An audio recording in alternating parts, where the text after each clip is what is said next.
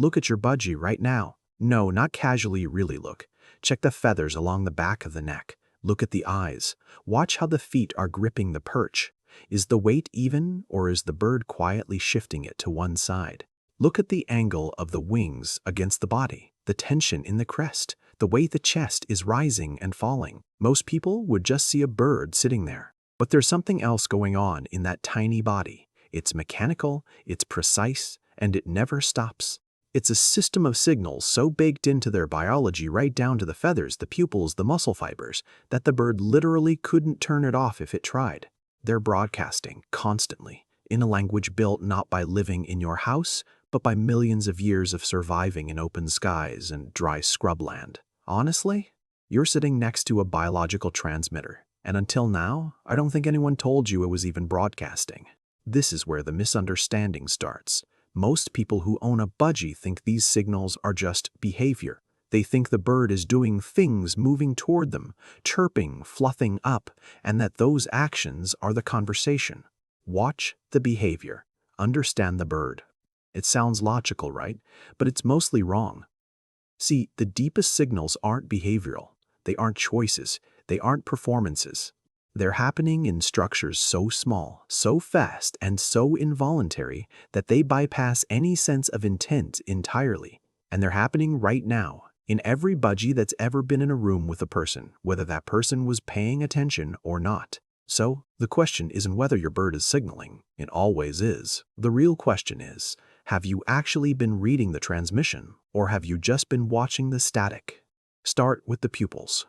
Honestly, this is where most people's understanding of budgies completely falls apart, and where something actually pretty incredible begins. You probably know that our own pupils dilate in the dark and constrict in the light. It's just a passive, automatic thing driven by the room. But a budgie? They can pin their pupils. They can rapidly go from small to large and back again, all while sitting in the same consistent light. They aren't reacting to the room. They're reacting to something internal. Something emotional, maybe even something they're thinking about. When you see those pupils flickering small, large in these quick, rhythmic pulses, you're watching their nervous system hit a state of high arousal. And that doesn't just mean fear or aggression, it's just arousal. It's intense engagement with whatever is happening around them. It could be a toy, a weird sound from outside, or even just you. The key here is the rhythm. If it's fast, even pinning, that's excitement. It's stimulation. Maybe they're just feeling playful or ready to socialize. But if those changes are slow and irregular, that might be a sign they're uncomfortable or just a bit overstimulated. And if their pupils stay wide and totally still in a bright room, that's actually the quietest signal of all. It's contentment so complete that their nervous system just doesn't have anything left to process. You've definitely seen this pinning a dozen times without realizing what you were looking at. Maybe a few rapid flickers right before they made a sound, or that stillness in the eyes just a second before they finally stepped toward you. Those weren't random. They were a readout of their state-alive real-time display of everything happening inside a nervous system that's only 1/10 the size of your own. Now, shift your focus from their eyes to their feathers, because the feathers are doing something that takes a little longer to pick up on. But honestly, once you see it, you can't unsee it. See? Every feather on a budgie's body is actually attached to a tiny bundle of smooth muscle. And here's the kicker. That muscle is totally involuntary. The bird isn't consciously deciding to raise or lower them, any more than you decide to get goosebumps. Sure, it happens when they're cold, but more than that, it happens because of how they're feeling. And those patterns? They're specific. They're readable. Think about a bird that's truly relaxed. Their feathers have this slight, soft puff to them. It's not the dramatic fluffing up you see when they're sick, it's just a subtle softness, like their body isn't bracing for anything anymore. The feathers on the back of their head might be barely lifted, giving them that gentle, rounded look. Their wings sit loose against their sides. The whole bird just settles. It's like they aren't holding on to any tension that was there just a second ago.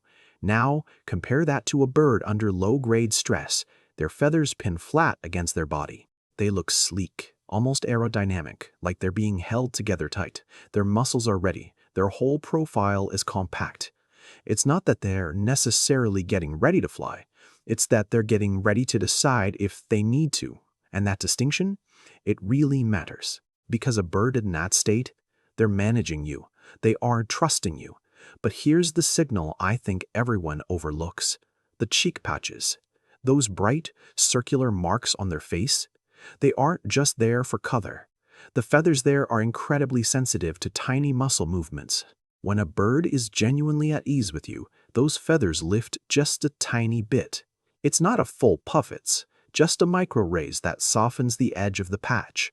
It's basically the avian version of a facial expression relaxing. And the thing is, it happens totally involuntarily. When it happens, you know they've let their guard down. But here's where the physiology gets pretty incredible. A budgie has this deep ridge of bone right in the center of its chest, called a keel. It's what anchors their flight muscles. Now, when a bird is stressed, those muscles stay in a constant low-level state of tension. They're never really off. And you can actually see this if you know what to look for and how they grip a perch. A stressed bird? It grips with both feet, tight and equal. Its body is centered, totally symmetrical, just braced for something. But a relaxed bird? That's different. It shifts. Maybe one foot loosens up. The body leans just a fraction, not because it's losing its balance, but because the flight muscles have finally let go enough for the bird to really settle in. Some will even tuck one foot entirely up into their belly feathers. That tucked foot isn't just a quirk, it's a physiological announcement. The bird is literally disengaging one of its main launch systems. It's decided right down to the muscle and bone that it doesn't need to be ready to bolt. When your budgie stands on one foot near you, it's not just resting. It's telling you, in the only language it has, that you aren't a threat it needs to flee from. That's a big deal. You're watching the nervous system of a prey animal completely stand down in the presence of something much larger you. But underneath all of this, the eyes, the feathers, the feet, there's one signal that really says it all. It's the moment when every single system in their body reaches the same conclusion. It's okay. Watch for a long, slow blink, followed by a soft, rhythmic, grinding sound. The beak just moves side to side a little. It's not biting, and it's not just mouthing at something. It's this quiet, almost meditative grind. Often the eyes go half-lidded, the feathers settle, and all that held tension just melts away. That beak grinding, that is the sound of complete, total safety. It only happens when the alarm part of the brain is fully shut off. It's processed the environment, realized there's no danger, and basically issued an all clear. Your bird can't fake this. It can't do it on command to make you feel good.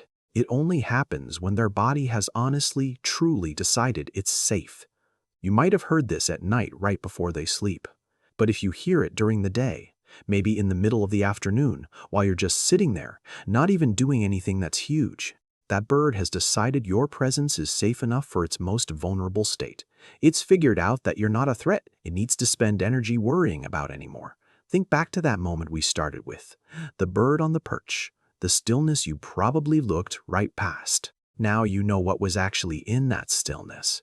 You know the pupils were processing you the way you move, the sound of your breathing and hitting that conclusion in milliseconds. You know the feathers were showing you the result of that, muscle by muscle, in patterns you can finally read. The grip, the weight, the angle of the head, all of it was data, being transmitted to you honestly and without a filter. Your bird was never silent. It was just speaking in a frequency you hadn't tuned into yet. Most people live with these animals for years without ever realizing this language exists. They see the behavior but miss the biology. They hear the chirps but miss the grinding. And so the bird just keeps on transmitting patiently to a room full of people who somehow don't know how to receive the signal. But you can receive it now. And that really changes things. It changes what it means to be in the same room as something this small, this old, and this precisely engineered.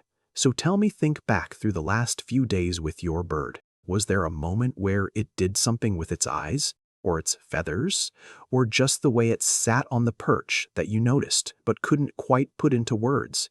Something that felt like a thing, even if you didn't know why. Maybe you have a different name for it now. Drop it in the comments. I'd genuinely love to know what you saw.